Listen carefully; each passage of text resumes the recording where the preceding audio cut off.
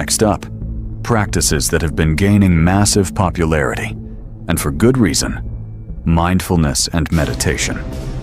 While not exclusively Stoic, these practices align perfectly with the Stoic goal of controlling our internal world. The Stoics were essentially practicing mindfulness long before it had a fancy name. What is mindfulness really? It's simply paying attention to the present moment without judgment. It's about observing your thoughts, emotions, and bodily sensations as they arise, without getting tangled up in them. Think of your mind as a river, and your thoughts and emotions are leaves floating by.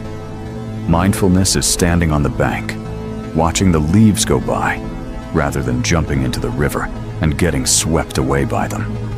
For the Stoics, this was crucial for developing what they called prosoche, or attention. It's about being vigilant, being aware of what's happening in your mind right now.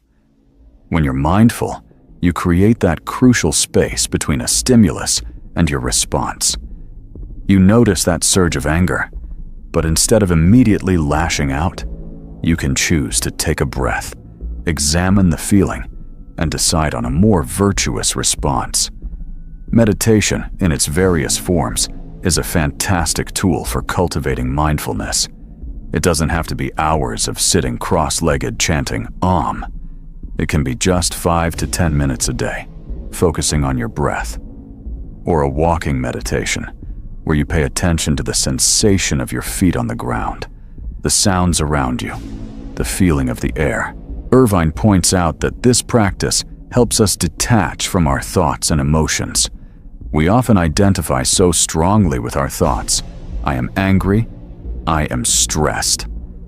But mindfulness teaches us that we have thoughts and emotions. We are not defined by them. They are temporary visitors. This detachment is incredibly liberating. It means a negative thought doesn't have to dictate your mood for the entire day. You can acknowledge it, let it go, and choose to refocus your attention. It's a powerful way to assert your inner sovereignty. Think about it. How often do we go through our days on autopilot, reacting impulsively, lost in thought, or just scrolling mindlessly? Mindfulness is the antidote to that.